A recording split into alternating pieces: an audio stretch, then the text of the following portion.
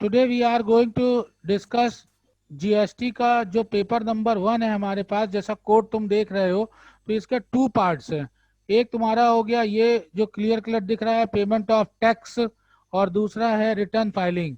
तो इसके लिए पहले हम लोगों को पेमेंट ऑफ टैक्स पे सीखना होगा, और जब पेमेंट ऑफ टैक्स की हम बात कर लें तब रिटर्न फाइलिंग के ऊपर आएंगे। इम्पॉर्टेंट पॉइंट यहाँ पर आता है कि टैक्स आप लोगों को पहले पता हो, तो जब जब इसमें टैक्स की बात आएगी तब आप इसको जीएसटी ही समझेंगे, और यहाँ पर जीएसटी की टैक्स की बात होगी। तो फिर राजेश, तुमको टैक्स का मतलब पता है? सर यस सर, टैक्स का मतलब ठीक, तो पता है यहाँ सर। पर टैक्स का मतलब बेटा जीएसटी रहेगा, और हम इनडायरेक्ट यस टैक्स सर। की बात करेंगे। मुगीरा, कोई दिक्कत तो नहीं इनडायरेक्ट टैक्स में जीएसटी को लेकर के? No sir. क्वेश्चन नंबर 1 पे आते हैं। What is electronic tax liabilities? तो अभी तक तुम लोगों को लायबिलिटी टर्म बेटा पता है, लायबिलिटीज जानते हो, क्योंकि एसेट्स, एक्सपेंसेस, इनकम, लायबिलिटीज तुम्हें टर्म पता है। यहाँ पर यस जो सर। टर्म होता है वो इलेक्ट्रॉनिक टैक्स लायबिलिटी की बात हो रही है। तो मोस्ट इंपॉर्टेंट एलिमेंट है हमारे लिए इलेक्ट्रॉनिक। इस इलेक्ट्रॉनिक का आ जाने का मतलब है कि हम लोग यहाँ पर जो बात करेंगे वो पोर्टल से रिगार्डिंग बात करेंगे। जब पोर्टल ओके होगा सर। तभी फाइलिंग होगी, ये फाइलिंग मैनुअल नहीं है। तो इसके लिए एक पॉइंट हमारा हो गया इलेक्ट्रॉनिक, दूसरा आपका क्लियर होना चाहिए टैक्स, थर्ड है लायबिलिटीज। क्या आप मुझे बता पाएंगे कि लायबिलिटी वर्ड यहाँ क्यों यूज हो रहा है? सर जिम्मेदारी है ये एक तरह की हम लोग की, मतलब बिल्कुल सही, इलेक्ट्रॉनिक। बिल्कुल सही तुमने मोगीरा बताया कि ये लायबिलिटी जो है जिम्मेदारी है, क्योंकि जो सेलर है वो बेटा टैक्स को कलेक्ट करता है, और टैक्स कलेक्ट यस करने के सर। बाद में उसकी रिस्पॉन्सिबिलिटी है कि इस टैक्स को हम लोग सब सेलर सबमिट करे, गवर्नमेंट को पे करें। गवर्नमेंट, बिल्कुल सही, गवर्नमेंट पे करे। तो इसका कहीं रिकॉर्डिंग होगा, तो चौथा पॉइंट है रजिस्टर। तो ये रजिस्टर हमको मेंटेन करना है। तो स्टूडेंट्स यस। ये नहीं समझ पाते कि रजिस्टर कौन सा है। क्या हम मैनुअल रजिस्टर की बात कर रहे हैं? नहीं, हम लोग बेटा जो भी बात करेंगे, देखो मैंने यहाँ पे हाईलाइट करके लिखा पोर्टल, तो हम लोग हमेशा किसकी बात करेंगे? पोर्टल के लिए। पोर्टल की। तो डायरेक्ट पोर्टल पे जा करके वर्क नहीं करना है, उसके लिए हमको पहले थ्योरी समझनी होगी, और ये पूरी थ्योरी जो है वो सेक्शन 49 में गिवन है।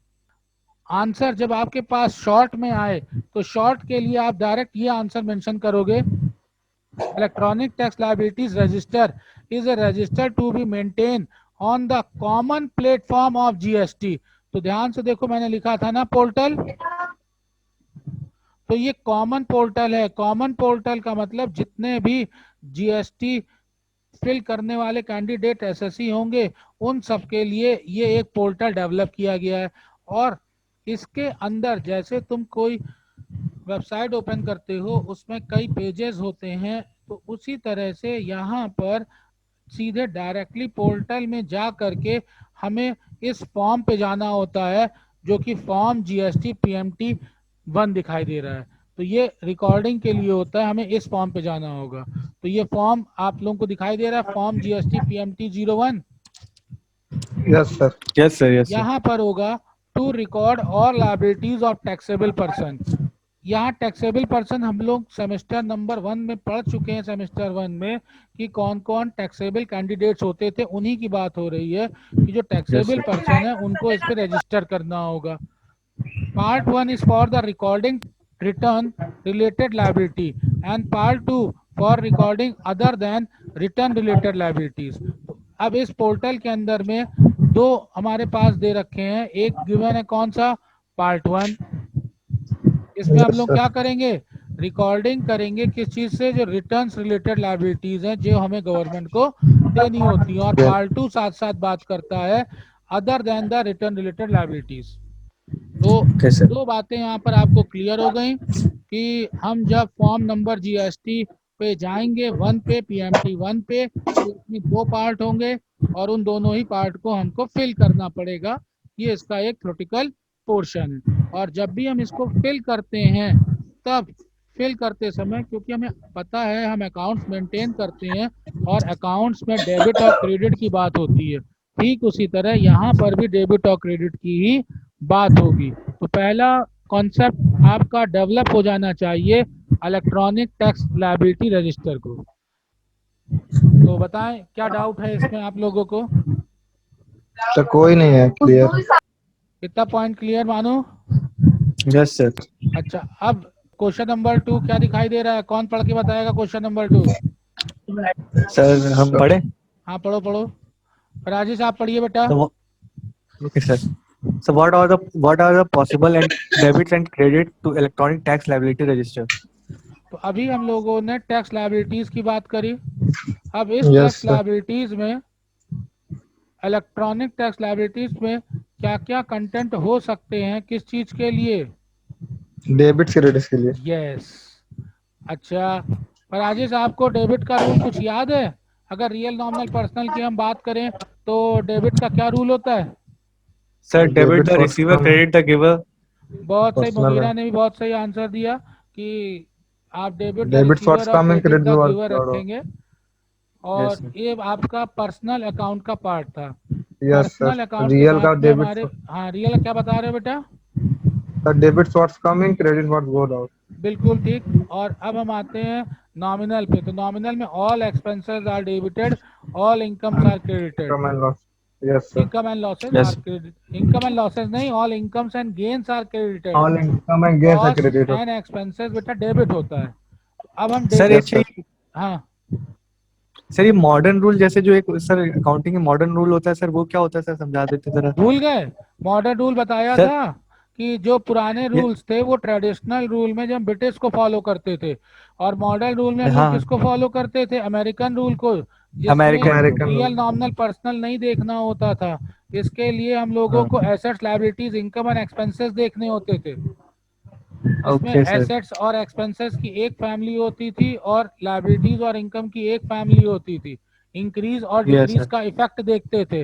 अगर इंक्रीज करेगा एसेट्स या फिर एक्सपेंसेस तो उनको हम लोग डेबिट करेंगे, डिक्रीज करेगा तो क्रेडिट करेंगे। ठीक उसी यस तरीके से सर। लायबिलिटीज और साथ ही साथ में हमारे पास इनकम्स हैं, अगर ये इंक्रीज करती थी तो क्रेडिट होगा, डिक्रीज करेंगे तो डेबिट होगा।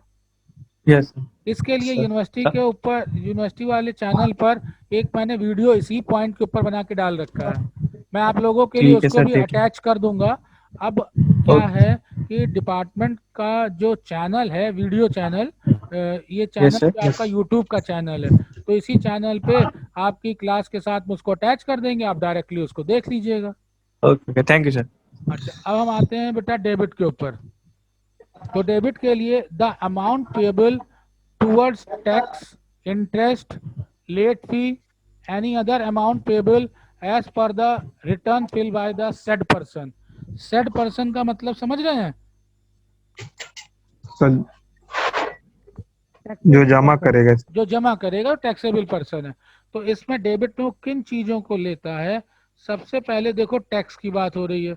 सपोज करो कि उसके ऊपर टैक्स जो है वो 1000 रुपीज का हुआ, तो इस 1000 को डेबिट पे दिखाएगा। दूसरी इंपॉर्टेंट बात मैं यहाँ पे पेएबल कर रहा हूँ, ये अमाउंट यस सर। पेड नहीं है, ये अमाउंट पेएबल है। पेड तो अभी करंट में तुमने पे कर दिया, बात खत्म हो गई। पेएबल के लिए जिसको कि आप अभी इन फ्यूचर पे करेंगे। तो यस। टैक्स सपोज करिए 1000 हो गया। फिर इसके बाद में किसी तरह का आपके ऊपर इंटरेस्ट गिवन है, पॉइंट नंबर 2। इंटरेस्ट कैसा? Yes sir. ड्यू करा और पेमेंट के ऊपर इंटरेस्ट बाकी था तो इंटरेस्ट पे करेंगे। सही समय पे नहीं फेस किया तो अब लेट लेट फीस। फीस भी आपको देनी पड़ेगी। ये तीसरा पॉइंट हो गया, लेट फीस। इसके अलावा अगर कोई और भी मनी है जो गवर्नमेंट को आपको पे करनी है तो उसको आप डेबिट वाले कॉलम में मेंशन करेंगे। लिखेंगे।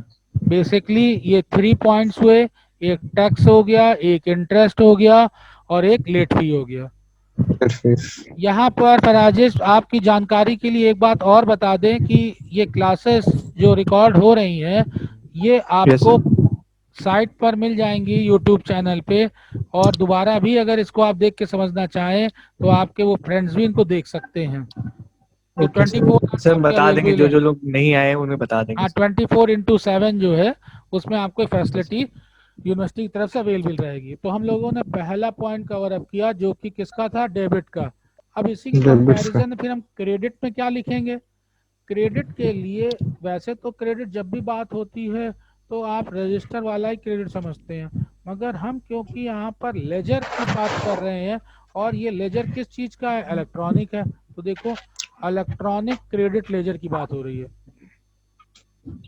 Yes, क्या sir. क्या इसमें आएगा, payment of amount deducted under section 51, या फिर अमाउंट कलेक्टेड 52, या फिर amount payable on reverse charges basis, amount payable under section 10 और any other amount as a payable interest penalty fee and any other amount. अब students को confusion हो जाता है कि सर किन किन चीज़ों को हम डेबिट करें, किन किन चीज़ों को हम क्रेडिट करें। तो यहाँ पर समझिए कि ये सारा वो पैसा है जो आपको पे करना था। तो 1000 जो है वो आपने पे करना था, और इस जगह से जिसमें आप पे करते गए, सपोज करो 1000 में से तुमने गवर्नमेंट को 700 पे कर दिया, या आईटीसी में तुमने एडजस्ट कर दिया, तो तुम्हारे पास कितना ड्यूज बचेगा आखिरी में, वो बैलेंस ये तुम्हारा 300 दिखा देगा। ये आपको दिख रहा होगा pencil. The amount yes of tax, फिर से देखो तीन बातें, tax, interest, interest penalty. Penalty. तो इतनी देर में कम से कम ये तो याद हो ही जाएगा, tax, interest and penalty. Yes sir. फिर इनके यस अलावा भी अगर कोई ऐसा अमाउंट, ये सर ये अलावा क्यों अमाउंट बार बार दे देते हैं इसको, क्योंकि टैक्स जो एक्ट है जीएसटी का, इसमें कुछ अगर नए पॉइंट्स आ गए, स्पेसिफिक वर्ड्स आ गए, तो उनके लिए भी तो हमको स्कोप बनाकर चलना है, Yes, यस sir. सर। इसलिए वो अदर अमाउंट है। As determined by proper officer in pursuance of proceeding under the act. तो ये इस एक्ट के अंडर में और भी कोई अगर अमाउंट आएगा तो उनको हम डेबिट में दिखाते हैं। और यहाँ पर क्रेडिट में क्लियर कट क्या आ जाएगा, इलेक्ट्रॉनिक कैश लेजर। Ledger. समझ लें, इतना समझ में आ गया। Yes, sir. समझ गए. यस अच्छा, ये इस पॉइंट की अब मैं बात कर रहा हूँ। The amount of tax and interest payable as a result mismatch under the section 42। तो ये फिर से जो अमाउंट की बात हो रही है 42 सेक्शन की, 43 सेक्शन की और 50 सेक्शन की, इनको हम लेंगे। इम्पॉर्टेंट बात ये ध्यान दीजिएगा कि यहाँ पर बेटा वर्ड और लगा है, इसका मतलब ये पॉइंट और इन पॉइंट में हम दोनों को कवर अप कर सकते हैं। पूछिए कैसे, क्या मैं कहना चाह रहा हूँ। अभी अभी आपने ऊपर तीन वर्ड्स देखे थे, एक क्या था, इंटरेस्ट था, एक क्या था, टैक्स इंटरेस्ट था, टैक्स तो टैक्स, तीसरा क्या Penalty. और था, सब पेनल्टी पेनाल्टी। पेनल्टी। तो अब इस जगह पर पेनाल्टी का पेमेंट तो इमीडिएटली आपने कर ही दिया, और टैक्स और इंटरेस्ट जो सेक्शन के अकॉर्डिंग कैलकुलेट होकर के आएगा उसको हम ले लेंगे, या फिर कोई ऐसा इंटरेस्ट जो अक्रू हो रहा हो। अक्रू प्योर अकाउंटिंग टर्म में वर्ड यूज किया जा रहा है। अक्रू का Yes. मतलब है पे तो नहीं किया मगर आपका ये मनी ड्यू है। सपोज करिए कि आपने मुझसे लोन लिया 1 लाख रुपए, और 10% यू हैव टू पे इंटरेस्ट, तो 10% ऑफ 1 लाख कितना हो गया, 10,000 रुपए। 10,000. तो ये 10,000 रुपए अगर तुम मुझको दे देते हो तो तुम्हारे लिए 10,000 पेड में आ जाएगा, और अगर तुम 10,000 ड्यू कर देते हो कि इन फ्यूचर हम देंगे, तो मेरे लिए ये एसेट्स में आ जाएगा। जब तुम पे करोगे मैं तुरंत रिसीव करूंगा तो ये इनकम हो जाएगा। जब तुम पे करोगे और मैं रिसीव नहीं करूंगा, तो ऐसा तो हो नहीं सकता कि तुम पे करो मैं बिल्कुल रिसीव नहीं. नहीं कर रहा। तो तुम पे ही नहीं Yes. कर रहे हो, मैं तभी रिसीव नहीं कर रहा, मगर तुमने ड्यू कर दिया और कहा कि फ्यूचर में देंगे, तो तब ये मेरे लिए एसेट्स हो जाएगा और ये अक्रू टर्म यूज होगा, इसलिए टाइम टू टाइम है। अब क्रेडिट साइड में Yes, आते sir. हैं। Relief given by appellate authority, reduction in penalty. अब ये सारे पॉइंट होने के बाद में स्टूडेंट को कहीं ना कहीं कंफ्यूजन रहती है कि सर अगर हम देसी भाषा यूज करें तो बताएं कि डेबिट में क्या हो सकता था यहाँ पर। तो बेटा इस अकाउंट के डेबिट में मैं प्लस का साइन बना रहा हूँ, जिससे पता चले कि ये अकाउंट इंक्रीज हो रहा है, प्लस हो रहा है, उसको आप डेबिट दिखाइए। और जिनसे ये लगे कि ये अकाउंट डिक्रीज हो रहा है उनको क्या दिखाइए, यस तो सिंपल, बहुत अच्छा, वेरी गुड। तो अब ये शोभित अभी अभी आया है, यस सर, अभी फोन कर रहा था। अच्छा अच्छा, तो कोई बात नहीं, तो जब थोड़ा सा लेट ही सही एंट्री हो जाए इनकी। शोभित तो हो गई रेगुलर सर। बच्चा है, रेगुलर रहता है शोभित। Yes sir. यस और सर। आज बाय चांस किसी वजह से लेट है तो हम लोग को, तो शोभित हम लोगों ने अभी ये टॉपिक कवर अप किया है। और इसमें घबराने की ज़रूरत इसलिए नहीं है कि अगर आपका कोई टॉपिक अगर लेट भी हो जाता है तो ये रिकॉर्डिंग है और ये आ जाएगी आपके पास। सर लेट नहीं हो, क्या आपको बताए थे 3 बजे से सर ने भी डाल दिया था, नीरज सर ने। अच्छा अच्छा अच्छा अच्छा अच्छा, ठीक है ठीक है तो ठीक है, वही। ठीक, मैं समझ गया। अब मैं क्वेश्चन नंबर 3 पर आता हूँ। अभी देखो क्रेडिट और डेबिट की बात हो रही थी जिसको लेके कंफ्यूज हो रहे थे आप लोग। तो मैंने बताया था क्रेडिट में उन कंटेंट को लीजिएगा जिनसे कि चीजें आपकी क्या हो रही हो, माइनस हो रही हो। माइनस हो रही है। जिनसे प्लस होंगी उनको डेबिट लेंगे। तो डेबिट ये इलेक्ट्रॉनिक जो क्रेडिट लेजर था, ये उसमें क्या होता था, डेबिट की क्रेडिट, माइनस तो माइनस क्रेडिट क्रेडिट, होता था। बिल्कुल सही। अब किन किन चीजों से माइनस हो सकता है उसको याद कराते हैं, बताते हैं। सपोज करिए कि आपने CGST, याद होगा CGST term. Yes sir. CGST आपने ड्यू किया गवर्नमेंट को देने के लिए 1000 रुपीज। Okay sir. और इसके बाद में आपके पास ITC भी था। ITC याद आया, input yes tax sir. Yes credit, sir. जो इनपुट आप टैक्स क्रेडिट। ऑलरेडी परचेज करते समय दे चुके थे। तो input tax yes sir. Credit आपको अलाउ होता था। तो इनपुट टैक्स क्रेडिट सपोज करो कि 600 है, तो इनपुट टैक्स क्रेडिट अगर तुमने कवर अप कर लिया तो तुम्हारे पास बेटा क्या बचेगा। 400। तो लाइबिलिटीज कितने की आई, 400। लाइबिलिटीज आपकी 400 की आई जो आपके ऊपर ड्यू है। तो इलेक्ट्रॉनिक क्रेडिट लेजर क्या करता है, इस पे आंसर की रीडिंग करते हैं। Electronic credit ledger is a register to be maintained in the common portal of GST in form GST PMT2। देखो कौन सा फॉर्म है, तो form PMT2 GST PMT2। PMT2। तो और वो जो PMT1 उससे था पहले वाला PMT1 था वो। वन था जिसमें कि आपको टोटल कंटेंट शो करने थे। अच्छा, अब यस इसमें सर। होता क्या है, to record input tax credit जो हम क्लेम करेंगे।